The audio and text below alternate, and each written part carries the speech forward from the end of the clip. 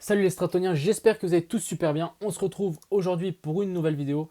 Donc on va parler du Bitcoin, de l'Ether. Donc ça sera une vidéo normale et on parlera ici de toutes ces altes ici. Donc je pense qu'il y a des trucs assez intéressants comme Pundix qui est en train de péter. Il y a le Crow aussi qui est en très bonne position. Donc on va regarder tout ça. J'espère que ça vous plaira et bon, on est tout de suite parti. Donc tout d'abord, on va regarder ici le Bitcoin. Donc le Bitcoin qui nous a fait une jolie petite mèche ici. Je pense qu'on est venu chercher un peu les gens qui sont shortés un peu à la fin. Là, je pense qu'il y a beaucoup de gens qui se sont dit ah, que ça allait décoller, dont moi, hein, bien sûr.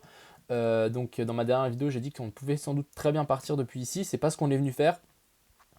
On a fait une petite descente ici. Pour l'instant, c'est bien repoussé sur cette ligne ici qui est pour moi assez concrète. Donc on a le bas ici du W, toutes ces zones ici. Donc pour l'instant, ça tient. Si on voit à casser ça, ça sentira un peu plus mauvais, je pense. Si on voit que ça commence à casser et revenir sur cette EMA 200, pourquoi pas chercher plus bas que ce bottom. Je ne voudrais pas non plus. Donc à voir, mais je reste tout le temps bull ici. Je voulais aussi vous dire, tant qu'on stagne, en fait, je pense que quand on va continuer à stagner dans cette zone ici, vous voyez, on fait un pump, on fait un ATH, non, excusez-moi, on va reprendre depuis le début, on fait un ATH, on dump, ensuite on remonte, on refait un autre ATH, et ensuite si on commence à consolider ici, ça veut souvent dire que on se prépare pour une grosse montée, un truc bien puissant. Si on regarde par rapport à, il faut juste que je trouve par rapport à ici peut-être, ici, vraiment, regardez, on fait un premier top, un gros crack, on fait un deuxième top et ensuite consolidation. Bon, même là, si on est descendu très bas, c'est peut-être pas le bon exemple, mais quand on vient consolider par après, souvent, ça repart. Genre, faut que je retrouve, mais bon. Bref, quand on consolide après un nouvel ATH, donc ouais, je prendrai plus cet exemple ici, on fait un nouvel ATH, ici, on fait un top, et regardez, on fait une petite descente, on consolide et ensuite on repart. C'est vraiment quelque chose que je verrai comme ça, donc pour moi, si on consolide vraiment dans cette zone, ça me paraît bullish. Après, si on vient chercher plus bas, là, ça va commencer à sentir un peu mauvais. Je me dis, jusqu'où on pourrait descendre? Et ça, c'est plutôt moyen quand on commence à se poser des questions, parce qu'avec le Bitcoin, on est souvent surpris, ça descend plus bas que ce qu'on pense. Donc pourquoi pas revenir ici sur la zone 0,618, revenir sur cet ancien top ici. Je peux même mettre petite résistance pile ici. Donc pourquoi pas y revenir là. Donc ça nous fait quand même bon moins 10% avant de vraiment repartir. Donc franchement, ici, c'est difficile. Je voudrais vraiment voir une cassure par le haut de cette trendline. Ici, ça serait vraiment très bénéfique pour le Bitcoin. Ensuite, l'Ether. Donc, on a l'Ether. Donc, l'Ether, c'est plus ou moins comme le Bitcoin. On est vraiment à plat ici. Donc, je pense que la sortie de ce range risque d'être assez violente, soit par le bas, soit par le haut. Donc, attention, les prochaines semaines, à mon avis, la prochaine semaine, il risque d'avoir du mouvement, à mon avis, vu comme on consolide depuis un certain temps. Ici, on consolide depuis presque début mars, donc le 10 mars. Donc, vraiment, attention, ça fait 10 jours qu'on consolide. Ça risque de bien partir dans un sens ou dans l'autre. Ouais, c'est vraiment le genre de choses que je vois. C'est vraiment on fait un pump et après on consolide et on refait souvent un autre pump derrière. Donc je me dis pourquoi pas faire un pump, consolidation et ensuite on repump derrière. À voir, franchement c'est très très indécis, il faudra attendre des confirmations avant de se positionner. Ensuite, on va parler de Aion. Donc Aion qui nous a fait un super top, on est encore venu pump encore plus haut. Donc maintenant, j'ai l'impression qu'on est en train de s'appuyer. On est un peu cassé ici ce rectangle que j'avais mis en tant que support. Je pense, comme je le dis souvent, on vient souvent peut-être chercher les supports, les tops un peu moins évidents. Donc pourquoi pas revenir sur cette zone ici, voire encore un poil plus bas. Donc pourquoi pas revenir sur ce top ici. Donc vraiment tirer une ligne ici. À suivre, mais ce genre de choses, ça reste très bullish, hein. On peut même, pourquoi pas, si on passe en 1 heure, pourquoi pas nous tirer un... Ah non, ça colle pas. J'aurais voulu peut-être nous tirer un biseau, un truc du style. Tac. Donc pas très, pas assez fin. J'aurais préféré un truc vraiment plus raide, un truc comme ça. Mais pour l'instant, c'est pas trop le cas. Donc à voir ici pour Aion, c'est pas parce qu'on vient casser plus bas. Après, il faut voir, hein. Si on vient se rappuyer ici et qu'on rechute, ça sera juste une confirmation d'avoir cassé cette résistance. Ici, on peut voir que on est venu plusieurs fois s'appuyer dessus. Et là, on la casse avec beaucoup de volume, à mon avis. Bah, pas du volume, mais regardez, beaucoup d'aller-retour. Il y a beaucoup de gens qui ont essayé de défendre cette zone. Ça n'a pas été fait, donc maintenant on y revient. Pourquoi pas nous refaire ceci et pour après repartir. Ensuite, on a Avax. Donc Avax qui prend 11% aujourd'hui. Donc très beau pump. Ici, vraiment, on était sorti de cette trendline. Magnifique retest. Et ensuite, on est directement reparti. Donc maintenant, je me dis, est-ce qu'on n'est pas en train de revenir retest cette zone ici? Peut-être tirer aussi un Fibo pour voir où on en est par rapport à cette hausse ici. On est presque revenu sur les 0,618. Si on tire un peu plus bas, Donc pour l'instant on est sur les 0,382, donc vous voyez ici ça colle parfaitement. À voir, maintenant je voudrais vraiment voir que ça tient, mais en tout cas ici c'est plutôt bullish ici la chart, vraiment on peut peut-être voir commence une accélération haussière ici, donc franchement c'est plutôt pas mal pour Avax. Ensuite on a BNB, donc BNB qui est toujours en mort cérébrale, j'ai l'impression, il bouge pas trop, il est vraiment à plat ici, donc à suivre. Qu'est-ce qu'on va faire? Mais pour moi ce genre de choses c'est plutôt assez intéressant, peut-être juste déplacer cette trendline quelque chose comme ici, hop, peut-être déplacer, ouais, un truc comme ça, donc ça pourrait être très pas mal, ça pourrait être très pas mal, oula, ça se dit pas, mais ça pourrait vraiment être pas mal si on pouvait tout simplement casser par le haut. Je pense que là on commence à avoir un joli petit triangle de compression, donc intéressant.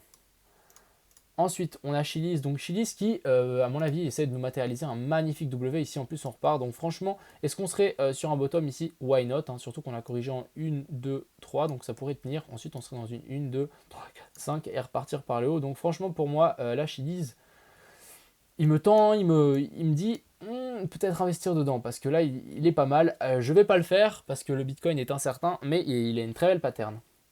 Ensuite, on a le Crow, donc le Crow qui est complètement on fire. Donc là, regardez, on est en train de revenir tester vraiment des anciens tops. Ici, vraiment, en délit, c'est assez flagrant. Je pense que Crow, tout simplement, là, on est vraiment en train de repartir par-dessus ce top. Donc, à mon avis, ça va s'accélérer dans les semaines à venir, même si déjà, on est assez vertical. Et je pense que quand les gens vont se dire, c'est bon, le Crow est parti, bah, il va vraiment partir. Parce que là, les gens, ils se disent, ouais, ça peut encore descendre. Je pense que la situation sur le Crow est encore incertaine, mais pour moi, bah, ça reste très bullish dans la charte, je ne vais pas vous mentir. On a ici tout de suite cette magnifique zone de support ici. Donc pour l'instant, on est venu à voir si ça tient, mais pour moi, tout ça, ça a l'air très bullish. Ensuite, on a DNT. Alors, checkons ça. Donc DND, c'est très bull, hein, comme j'avais dit. Si on casse par-dessus ce canal et on vient se rappuyer dessus, je peux vous assurer que ce truc va partir dans les jours à venir. Vraiment, ici, si on peut voir, regardez, on est revenu pile sur l'ancien top. Et je pense que si on consolide dans cette zone, ça peut que repartir. Donc vraiment, pump, consolidation sous l'ancien top. Et ensuite, décollage immédiat. Donc ici, pour moi, DNT dans une très bonne posture pour repartir.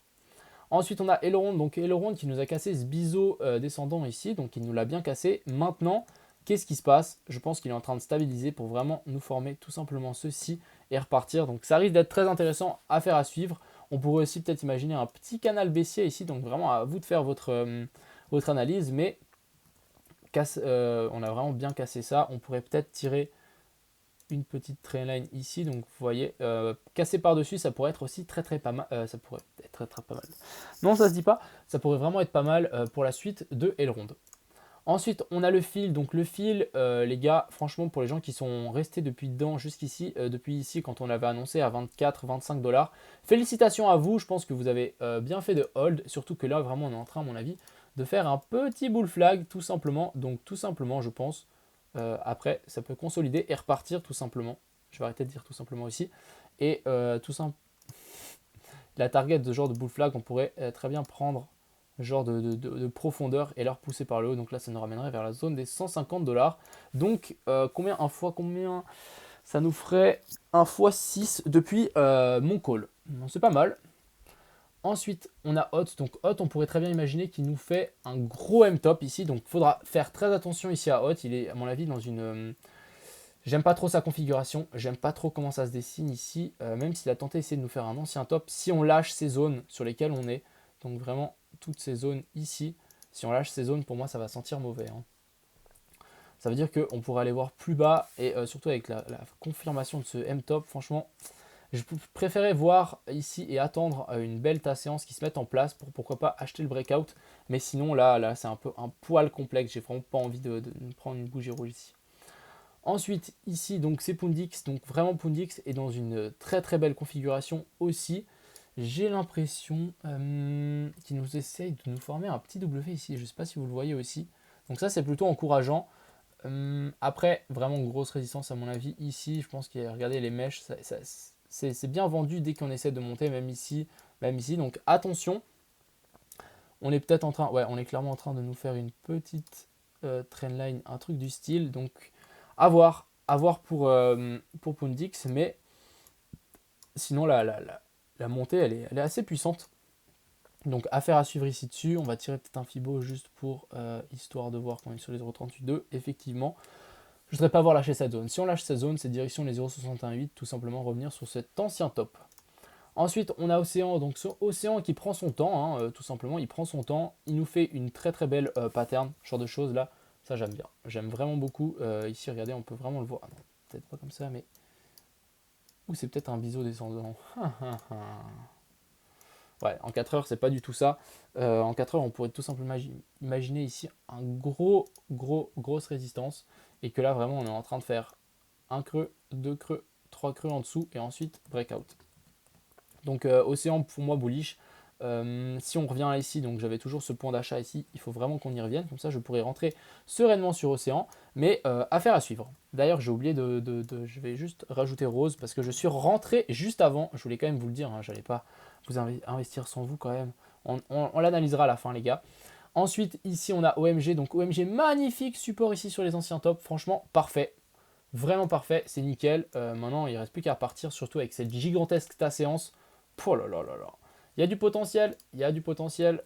Ici, en plus, on est à 5 dollars. On peut monter à 20 dollars en tout cas, donc un petit x4. Il y a du potentiel ici pour MG. Ensuite, on a Host.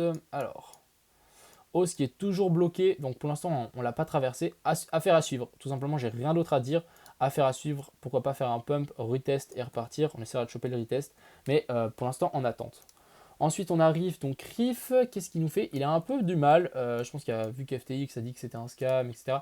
Il a pas mal de problèmes, j'ai l'impression. Mais pour l'instant, le cours maintient, il maintient tout simplement. J'ai juste pas envie de y voir un petit bear flag ici pour ensuite break par le haut. Bah, on pourrait très bien imaginer un petit truc comme ça et qu'on fasse la même bougie juste ici droit derrière.